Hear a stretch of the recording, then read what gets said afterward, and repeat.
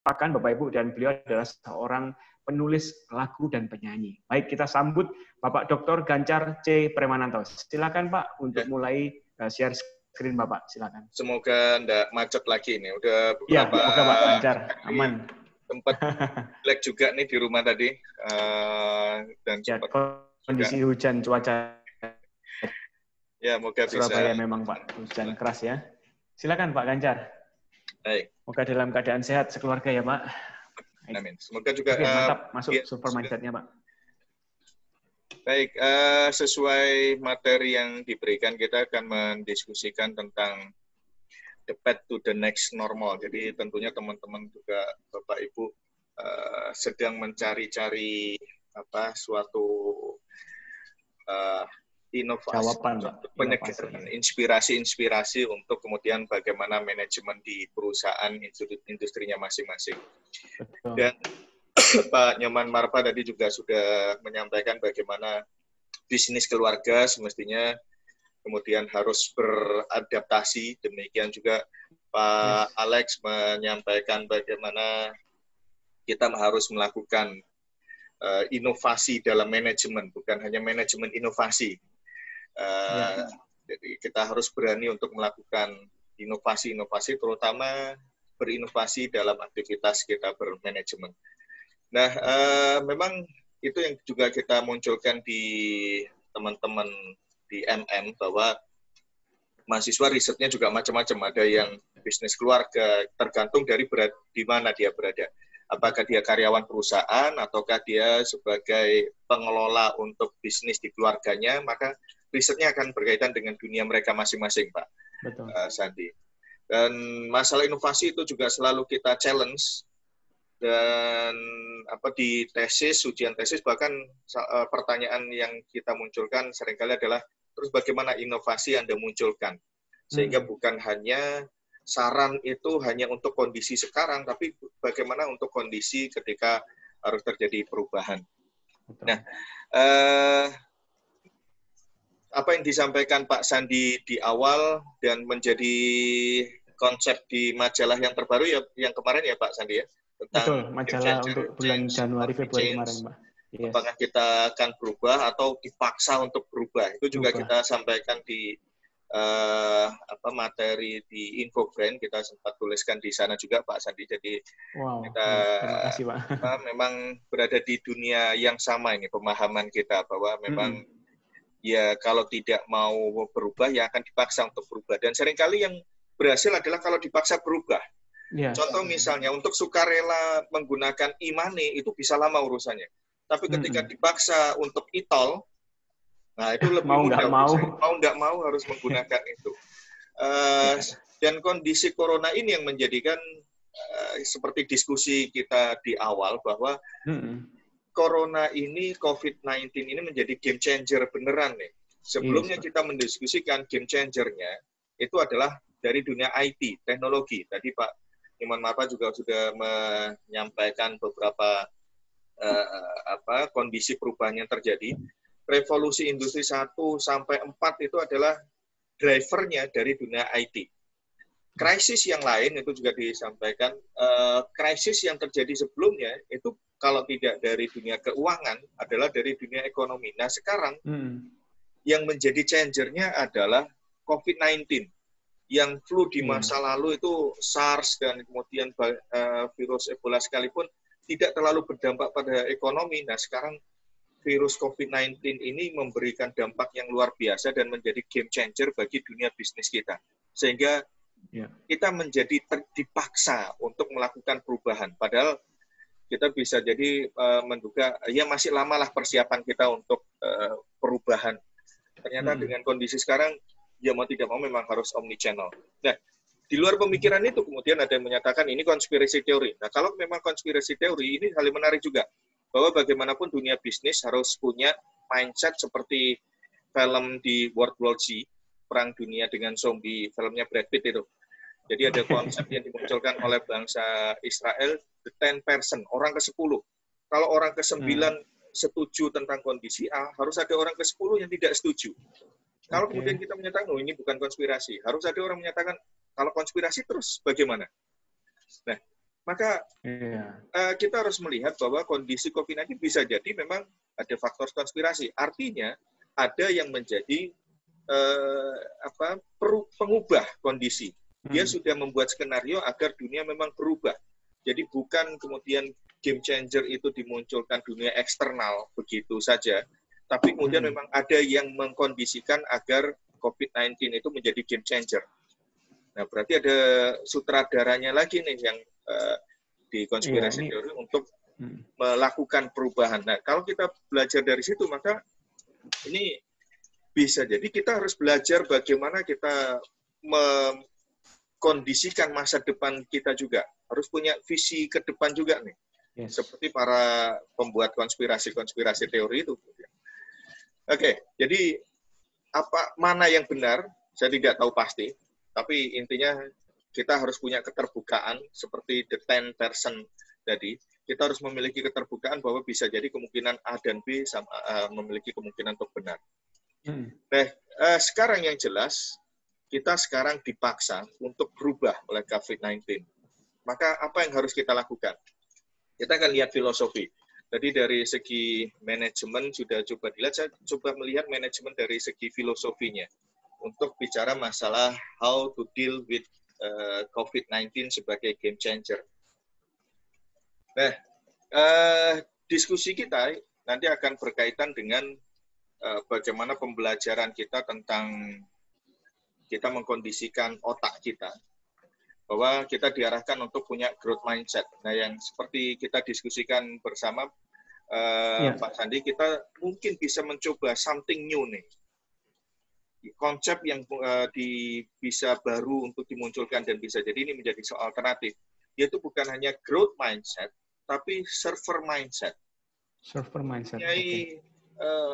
Pola pikir seperti seorang server. Apa bedanya dengan growth mindset? Nah, itu nanti akan coba kita lihat. Bahwa intinya kalau growth mindset, kita harus tertantang. Kita harus mencoba sesuatu yang baru. Dan ini saya sudah mencoba membuat wawancara dengan pemilik usaha juga. Saya tidak mengatakan usaha kecil, karena usaha kecil, menengah, itu mikro, kecil, menengah itu adalah untuk klasifikasi bagi pihak perbankan sih sebetulnya. Tapi kalau bagi saya, semua pemilik usaha itu adalah usaha besar. Karena harus punya mental dan mindset yang luar biasa untuk membuat usaha.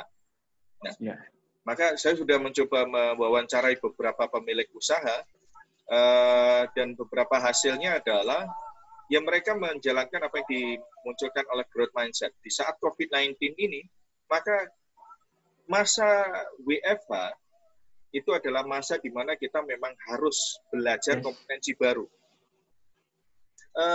Dunia UKM dalam tanda petik yang tadi kita diskusikan itu adalah yang masih agak jauh dari dunia teknologi, dari dunia online. Nah, dengan kondisi seperti ini, mereka dipaksa harus menggunakan omnichannel. Betul. Mengintegrasikan offline dan online. Dan itu sudah dilakukan dari ada pemilik Joko Tole Collection misalnya. Dia di masa ini harus belajar untuk menggunakan pemasaran melalui online. Harus kemudian menggunakan IT untuk membuat database dari konsumennya. Untuk kemudian database itu bagaimana menghubungi dan seterusnya. Nah, mengintegrasikan teknologi dalam aktivitas manajemen itu kemudian yang kompetensi baru yang harus dilakukan. Nah, ini bentuk dari dia memiliki growth mindset. Dan kita juga sudah mengenal ada tahapan di mana ketika menghadapi krisis, ada masa di mana kita berada dalam kondisi ketakutan, pembelajaran, dan growth. Nah, yang kita maksud dengan server mindset tadi, nanti kita bisa jadi kita keluar masuk. Jadi tidak selalu kemudian setelah growth zone ini terus kemana lagi panahnya? Kan tidak ada lagi di luarnya. Betul. Nah, bisa jadi kondisi kita nanti adalah kita terus belajar lagi. Ada proses sedikit takut juga. Nah, takut itu sebetulnya salah satu hal penting juga bagi manusia. Kalau manusia tidak punya rasa takut, bahaya. Wah, bahaya, Pak. Jadi bisa melakukan kejahatan apapun, nggak ada rasa dosanya, Pak. Betul. Ketika dia punya rasa takut, maka dia akan bisa punya energi untuk mempertahankan dirinya. Yes. Nah, Sehingga proses dia masuk ke fear zone lagi, learning dan growth, ini memang proses yang dia harus keluar masuk. Nah ini server yang saya maksud nanti akan berada dalam kondisi seperti itu. Dia bisa melihat kondisi, kapan kemudian harus memanfaatkan ombak, kapan kemudian harus di pantai terlebih dahulu untuk mengamati, dan seterusnya. Nah, ini beberapa hal mengkaitkan masalah tahapan fear zone, learning zone, dan growth zone ketika kondisi COVID ini ada dimunculkan. Anda bisa lihat di IPWI, fear zone itu seperti apa ketika kita panik, melakukan panic buying. Learning zone kita sudah mulai memahami kondisi dan melihat peluang-peluang apa yang timbul. Dan kemudian growth zone ini kita sudah mulai bersyukur, malahan kemudian membantu orang lain. Nah ini kondisi yang sudah sudah benar-benar wisdomnya muncul. Sudah berdamai ya Pak ya sama corona Pak? Berdamai. Saya tidak mengatakan benar-benar berdamai sih. Karena kata berdamai itu kita memang hidup berdampingan gitu kata Pak Jokowi Pak. Ya, berdampingan. Ya, berdampingan itu sebetulnya bukan posisi yang harus dimunculkan oleh manusia. Nanti akan kita lihat ini Pak, gambarnya nanti. Yes. Nah, spiritually insight yang berusaha saya munculkan nanti berkaitan dengan filosofinya adalah bahwa kita semua pernah belajar tentang orang-orang yang baik, orang-orang suci, bahkan Nabi, Rasul, gitu kan. Nah, mereka itu semua adalah tokoh-tokoh yang harus kita pelajari ketika menghadapi dengan perubahan. Sebagian besar mereka adalah game changer, merubah dari kondisi yang buruk menjadi kondisi yang lebih baik. Semua orang suci, orang baik, orang Nabi kan ke arah sana. Dari kondisi yang tidak baik dirubah menjadi sesuatu yang baik. Mereka adalah game changer. Hanya beberapa saja, bahkan yang saya tahu, yang saya bisa ceritakan mungkin satu. Adam, Nabi Adam alaihissalam, itu adalah yang bukan merupakan game changer, tapi harus dealing with changing. Harus menghadapi perubahan kondisi eksternal. Dari kondisi surga, kemudian berada di bumi itu bahwa bukan melakukan perubahan, tapi yang terjadi adalah bagaimana harus dealing with changing. Nah, maka banyak hal nanti yang bisa kita pelajari dari beliau, bagaimana menghadapi perubahan itu. Nah, saya menggunakan konsep surfing karena beberapa penulis, ini saya ambil salah satunya dari Harvard Business Review sejak 2008 yang dimunculkan, bahwa surfing itu bisa mengajarkan kepada kita how to handling something that unexpected. Kalau kita melihat ombak besar, maka kita bisa jadi kalau tidak bisa berenang akan takut. Nah, saya kalau di Parangtritis ya hanya bisa lihat ombak saja di pinggiran, dan kalau anak saya main terlalu ke tengah ya saya panggil lagi. Karena soalnya bapaknya nggak bisa renang ya. Nggak bisa berenang. Nah, tapi kalau surfer melihat ombak besar, mindset-nya adalah bukan mindset penakut, tapi mindset untuk growth, untuk kemudian berusaha memanfaatkan ombak itu mendapatkan kebahagiaan. Nah, ini hal yang menarik bahwa kita hidup adalah untuk mendapatkan kebahagiaan, dan surfer itu ketika melihat ombak besar, maka mereka malah mendapatkan kebahagiaan dari situ. Nah, tulisan lain bisa dilihat banyak dari Fresh Business Thinking, bahwa ada surfer guide yang kemudian bisa dimanfaatkan untuk dunia manajemen. Nah, ini konsep yang kemudian saya munculkan, Pak. Jadi yang 23 April kemarin itu masih belum muncul e-booknya, dan alhamdulillah sekarang sudah ada e-book. Dan bisa diberikan Pak untuk teman-teman yang bisa stay sampai akhir hari. Saya sharekan. Jadi e-booknya sudah jadi dan sudah ada ISBN-nya. Kalau dijual di secara lewat Google nanti bisa dilihat, e-booknya sekitar 49.000 kalau nggak salah. Nah, ini konsep yang saya munculkan. View K itu adalah istilah yang dimunculkan oleh Harvard. Kemudian Oxford memunculkan istilah tuna, turbulence, unpredictable, kemudian novel, dan ambiguous. Yang dimunculkan oleh Oxford itu hanya permainan kata-kata saja, dan ini seringkali dimunculkan oleh konsultan. Konsultan itu memunculkan istilah-istilah baru, bikin akronim-akronim baru, untuk biar kemudian jualannya ya laku. Kalau hanya niru-niru kan tidak akan laku. Nah, Yes. tapi game changer yang kita munculkan itu bukan sesuatu yang kemudian hanya merubah, tapi kita harus bisa melihat siapa sih sebetulnya yang menjadi game changer. Apakah kita sebagai pelaku usaha atau lingkungan eksternal sebagai pelaku usaha. Seperti kita mendiskusikan tadi, para nabi tadi seringkali harus berhadapan dengan perubahan eksternal. Yes. Oke. Nah, saya memunculkan istilah funds, ini tetap UK, tapi kondisi yang radikal. Karena revolusi industri yang kita diskusikan itu baru evolusi, bukan revolusi. Sedang yang kita diskusikan di era COVID ini, kondisi yang fearful, menakutkan, unpredictable, karena faktor irregularnya yang lebih muncul, dan perubahan dimunculkan dari sesuatu yang baru, novel. Kita tidak pernah berpikir bahwa faktor kesehatan yang kemudian berdampak pada ekonomi secara luas, secara makro, bahkan mendunia secara global. Tapi ternyata itu terjadi. Dan kemudian shocking, mengejutkan, bukan hanya terjadi panic buying, tapi juga kemudian yang mengejutkan penutupan tempat-tempat ibadah, tempat suci, Vatikan, Mekah, itu kan menjadi sesuatu yang mengejutkan, yang tidak pernah kemudian kita alami selama saya hidup sih, kalau sebelumnya nggak tahu saya, tapi kalau di googling kayaknya belum seperti itu. Nah, kemudian bagaimana kita handling kondisi ini? Bahwa kondisi funds ini adalah di mana kita berada di red ocean. Jadi saya menggunakan konsep-konsep yang sudah ada, dan di mana banyak hiu-hiu, karena lautan yang menarik tentunya banyak hiunya. Dan sekarang kita lihat, perusahaan-perusahaan besar pun masuk ke pasar bawah, sehingga dia tidak bermain di targetnya sendiri. Ya, betul itu, Pak. Betul. Mereka downgrade segmen mereka untuk jual murah apa segala. Betul, Pak.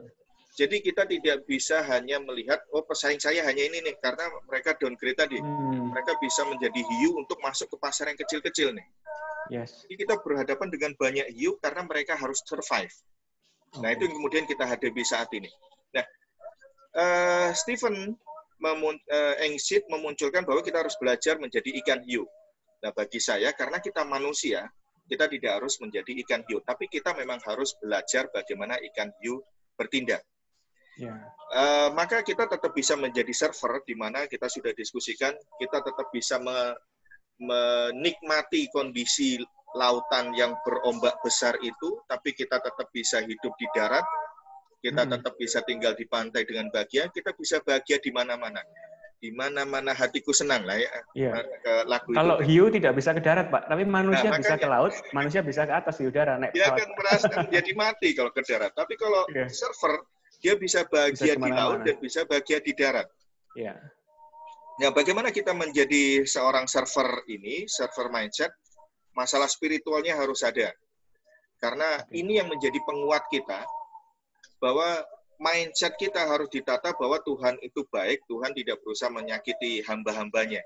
Tapi ini adalah challenge bagi kita untuk menjadikan otak kita itu bertumbuh, tidak menjadi, kalau kita berada zona nyaman kan kita tidak menggunakan otak kita karena melakukan hal yang rutin. Hal yang rutin akan membosankan. Tapi ketika kita sudah masuk learning zone dan growth zone, maka kemudian kita akan mendapatkan kebahagiaan dari situ. Nah, maka memahami Pak, bahwa tinggal 2 menit lagi, baik. Pak Gancar. Jadi ada spiritual dimension, understanding, pemahaman, termasuk di masa COVID-19 ini, beberapa industri itu malah kemudian sukses ketika dia melakukan aktivitas CSR. Dia mempunyai kepedulian kepada sekitar, termasuk tadi yang dari Joko Tole Collection. Ketika dia berbagi, malah menjadikan konsumen yang melihat ini dia bisa beli barang bagus sambil kemudian beramal. Nah, maka kemudian terjadi aktivitas viral disampaikan kepada teman-temannya dan seterusnya.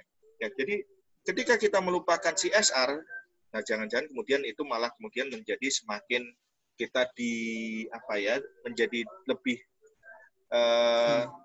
terhambat untuk rezeki kita. Tapi ini menunjukkan bahwa, dan ini terdukung riset juga, Pak Sandi, bahwa perusahaan yang melakukan aktivitas CSR itu akan berdampak pada SDM, pada keuangan, dan pada pemasarannya. Jadi apalagi kita sudah melihat ini, Pak ya. Ini momen yang tepat ya untuk malah solidarity. Aktivitas pemasarannya. Rapid action juga harus dilakukan, bahwa pembenahan terhadap SDM kita, fasilitas kita di MM juga seperti itu, Pak. Bahwa di ekonomi kita mendiskusikan kita mau bagaimana nih. Kalau kita full online menjadi seperti universitas terbuka, lah kampusnya, gedungnya nanti buat apa? Ya betul, Pak. Uji nyali saja kalau kemudian banyak terus-menerus ditinggalkan. Maka kita harus berpikir ini akan seperti apa. Tapi harus rapid action kita lakukan. Kalau kemudian kita harus ke kampus lagi, maka protokoler apa yang harus kita siapkan? Nah, itu harus kita siapkan mulai sekarang. Kemudian tetap berpikir ke depan, mempunyai inovasi-inovasi seperti yang tadi disampaikan oleh Pak Alex, tetap bersemangat, ini penting, karena kalau pemimpinnya tidak bersemangat, maka bagaimana kemudian bawahannya. Tapi yang harus diingat, harus ada risk management juga. Maka kita kemarin membuat skenario 1, skenario 2, skenario 3. Kalau skenario 1, full offline, apa dampaknya? Kalau full online, apa dampaknya? Kalau blended learning, maka risikonya apa saja? Nah, itu kita coba kemudian klasifikasikan dan coba memetakan berbagai hal itu. Nah, ini semua bisnis juga harus melakukan itu, harus membuat skenario 1, 2, 3, 4. Kita tidak tahu apa yang terjadi ke depan, maka skenario planning itu yang kemudian harus kita munculkan. Nah, saya kira itu, Pak. Sebagai penutup, saya munculkan bahwa dunia bisnis, seperti tadi disampaikan oleh Pak Alex, bahwa kita sebetulnya harus do something more, do something else. Dunia bisnis bukan seperti danau yang kita seperti melihat pemandangan saja, menikmati keindahan, keliling saja dan melakukan aktivitas yang begitu saja yang rutin. Namun kita berada di ombak besar, kadang sangat besar sekali, dan kemudian banyak hiu yang lapar ingin memakan jatah kita dan seterusnya. Maka tantangannya adalah bagaimana menjadi seorang server. Nah, dan salah satu hal yang penting adalah tetap dari hasil riset kepada mahasiswa saya, optimisme itu penting. Optimisme itu harus dibangun juga dari faktor spiritualitas. Jadi sebagian besar mahasiswa yakin faktor religi itu juga penting untuk menjadi solusi. Banyak mahasiswa MM ini mereka praktisi bisnis semua ya Pak ya di UNER ya? Iya, memang saya. Sebagai syaratnya di level manajer ke atas ya. Ya, untuk yang kelas weekend itu kemudian harus minimal 5 tahun. Sedang kalau yang akhir pekan pokoknya sudah memiliki pengalaman kerja. Jadi bukan untuk yang fresh graduate. Arahnya seperti itu memang Pak Sandi. Dan optimisme mereka kepada new normal ini juga antusiasnya positif Pak ya. Mereka menyambut dengan asal mentalnya tepat. Begitu ya Pak Ganjar ya? Ya, mereka yakin bahwa perusahaannya bisa survive, bahwa diri mereka juga bisa survive. Nah, saya kira keoptimisan itu yang penting. Karena kalau kita pesimis, maka krisis akan semakin terjadi dan tapi kalau terlalu optimis juga bahaya juga. Ya, makanya kita harus petakan skenario-skenario tadi menjadi sebuah mitigasi risiko. Jadi harus ada risk management-nya. Baik, terima kasih Pak Ganjar waktu sesi Bapak ya terkait surfer mindset ya bagaimana menghadapi lautan